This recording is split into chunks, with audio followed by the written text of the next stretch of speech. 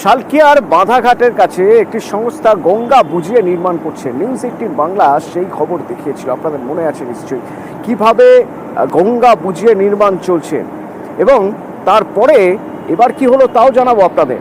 তবে বিধায়ক সরাসরি হস্তক্ষেপ করছেন নিউজ 18 বাংলায় খবর দেখার পর।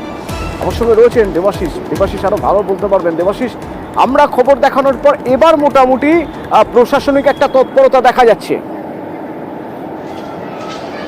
দেখো, অবশ্যই গতবারও আমরা দেখেছিলাম যখন এই খবর করেছিলাম তখন পুরসভার তরফ থেকে উদ্যোগ নেওয়া হয়েছিল যে নির্মীয়মান অংশগুলি সেগুলিকে কিন্তু ভেঙে ফেলা হয়েছিল, কিন্তু আবার সেই রাতের অন্ধকারে এক বছর কাটতে না কাটতে ফের সেই গঙ্গা বোঝানোর কাজ শুরু করা হয়েছিল বিভিন্ন জায়গা থেকে রাবিশ নিয়ে এসে। এবং সেই খবর সম্প্রচারের পরই কিন্তু আমরা দেখেছিলাম উত্তর হাওড়ার বিধায়ক গৌতম চৌধুরী তিনি উদ্যোগ হয়েছিলেন এবং তিনি সেই উদ্যোগ নিয়ে কাজ বন্ধ করেছিলেন। পরবর্তীকালে বিধায়কের তরফ থেকে হাওড়া পুরসভার যে কমিশনার তার কাছে ফোন যায় এবং পরবর্তীকালে সেটা আমরা দেখি হাওড়া পুরসভা এবার সরাসরি তার বিরুদ্ধে পদক্ষেপ নিল। কি পদক্ষেপ? প্রথমত সেই অংশ যেখানে কাজ করা হচ্ছিল বা বোঝাই করার কাজ চলছিল সেই কাজকে বন্ধ করে আগের জায়গায় ফিরিয়ে দেওয়ার জন্য সেই সংস্থাকে নোটিশ দিল। পাশাপাশি হাওড়া পুরসভার তরফ থেকে গোলাবাড়ি থানায় একটি অভিযোগ দায়ের করা হলো এই সংস্থার বিরুদ্ধে, কারণ গতবার তাকে নির্দেশ দেওয়ার পরেও সে কিভাবে আবার নতুন করে কাজ করতে শুরু করলো তা নিয়ে কিন্তু অভিযোগ দায়ের করলো এবং সেই অভিযোগকে এফআইআর হিসাবে ট্রিট করতে বলা হলো। অর্থাৎ হাওড়া পুরসভার তরফ থেকে হাওড়া সিটি পুলিশ অর্থাৎ গোলাবাড়ি থানায় সেটিকে কিন্তু অভিযোগ দায়ের করা হলো। এবার দেখার পুলিশ কি করে, পুলিশ কি এই অভিযোগের ভিত্তিতে সেই সংস্থার মালিক বা যারা অধিকর্তা রয়েছেন তাদেরকে গ্রেপ্তার করেন, না এই কাজ বন্ধ করতে পুরসভাকে পুলিশ কিভাবে সাহায্য করবে তা কিন্তু অবশ্যই দেখার। তবে এই নিউজ 18 বাংলা খবর সম্প্রচার হয় রোববার। আজ এক বছর আগে আমরা দেখিয়েছিলাম, তখনও পদক্ষেপ হয়েছিল, এখন আবার পদক্ষেপ। এর মাঝে আবার নতুন করে বছর খানেক যেতে না যেতেই নতুন করে নির্মাণ শুরু হবে না তো, সেটাও দেখার দায়িত্ব প্রশাসনের। এর আগের বার যখন আমরা জেনেছিলাম তখন আমাদের বিল্ডিং এর ডেমোলিশন টিম গিয়ে পুরো জায়গাটাকে ডেমলিশ করে চলে এসেছিল, ওখানে আর কোনো স্ট্রাকচার ছিল না। তাদেরকেও সেইভাবে জানিয়ে দেওয়া হয়েছিল যে ওখানে আবার তারা ওই জায়গাতে গঙ্গার ওপর ওইভাবে একইভাবে তারা অবৈধ কনস্ট্রাকশন করার চেষ্টা করছে। যেহেতু ওটা একটা ইলিগাল কনস্ট্রাকশন হচ্ছে, ওটা আমরা এমনি ভেঙে দেবো। যদি ওখানে নর্দমার ওপর তারা কোনো কনস্ট্রাকশন বা তাদের যদি ডেব্রি বা যা ফেলে থাকে সেসব তো আমরা ক্লিয়ার করে দেবো এবং ওনাদের এগেনস্টে যা যা লিগাল স্টেপ নেবার, সে যেই করুক যেই হোক তার এগেনস্টে যা লিগাল স্টেপ নেবার আমরা লিগাল স্টেপ নেব। বাঁকুড়ার চর গোবিন্দপুর প্রাথমিক বিদ্যালয়, একবার দেখুন অবস্থা।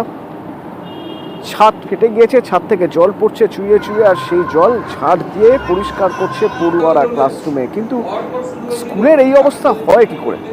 আচ্ছা, ধরে নিলাম হয়েই গেল কোনোবার, তো সেটা মেরামতিও তো করতে হবে। মেরামতি না হয়ে থেকে যায় কিভাবে? আমার সঙ্গে রয়েছেন দেবব্রত। প্রশাসনকে জানানো হয়েছে, কেউ কোনো ব্যবস্থা নেয়নি। একেবারে অতুল, দেখো প্রশাসনকে জানানোর পরেও কিন্তু কোনো রকম ব্যবস্থা নেয়নি, এমনটাই কিন্তু জানাচ্ছেন খোদ প্রধান শিক্ষক। তিনি বলছেন বারংবার প্রশাসনকে জানানো হয়েছে, ছাদ ফেটে গিয়েছে, ভেতর থেকে অর্থাৎ ক্লাসরুমের ভেতর থেকে গাছের শিং দেখা যাচ্ছে, বারবার পরিষ্কার করা হচ্ছে। জীবনের ঝুঁকি নিয়ে রীতিমতো বাচ্চাদের পঠন পাঠন করাতে হচ্ছে। ভয় রয়েছে ছাত্রছাত্রীদের, রয়েছে শিক্ষকদেরও, কারণ বৃষ্টির সময় জল পড়ে আর জল থই থই পরিস্থিতি তৈরি হয় স্কুলে, সেই জল বার করতে হয় বাচ্চাদের ঝাড়ু মেরে। এই পরিস্থিতিতে অভিভাবকরাও জানাচ্ছেন যে স্কুলে বাচ্চাদের পাঠাতে তাদের ভয় লাগে। বারংবার তারাও প্রধান শিক্ষককে বলেছেন এই পরিস্থিতি থাকলে আগামী দিনে বাচ্চাদের স্কুলে পাঠানো যাবে না, কারণ তবুও কিন্তু কর্ণপাত করছে না প্রশাসন। অন্যদিকে শুধু প্রশাসনের পক্ষ থেকে আশ্বাস মিললেও যে সমস্যা, সেই সমস্যার সমাধান কিন্তু হচ্ছে না। আতঙ্কের মধ্যেই কিন্তু স্কুলের পঠন পাঠন চালাতে হচ্ছে প্রধান শিক্ষকদের। ধন্যবাদ। আমাদের স্কুলে ছাদ ভেঙে বট গাছের শিকড় বেরিয়ে গেছে এবং তা দিয়ে জল বেরোয়, সে জলে আমাদের আবার ঝাড় দিতে হয়। লেখাপড়ার সমস্যা হয়, ভয় করে। আমরা সরকার থেকে চাইছি যে একটু স্কুল দেয়। ভয় করে কেন? কারণ ছাদ ভেঙে মাথায় পড়ে যেতে পারে। আমাদের স্কুলে বট গাছের শিকড় দেখা যায়, ছাদ ভেঙে যখন তখন মাথায় পড়তে পারে। তো আমি সরকারকে বলতে চাই যে আমাদের ভালো একটা স্কুল দিতে চাই। আমাদের বিদ্যালয়টা ভগ্নপ্রায়, ওই ধারে যে পুরনো বিল্ডিংটা ওটা ইউনিসেফ কর্তৃক স্থানীয় সহযোগিতা ওটা ছাদ কোন রকম করা হয়েছিল। এটা আবার পরে স্যাংশন হয়ে ওই ছাদের উপর ছাদ চড়িয়ে ছাদ কিন্তু ভালো হয়নি।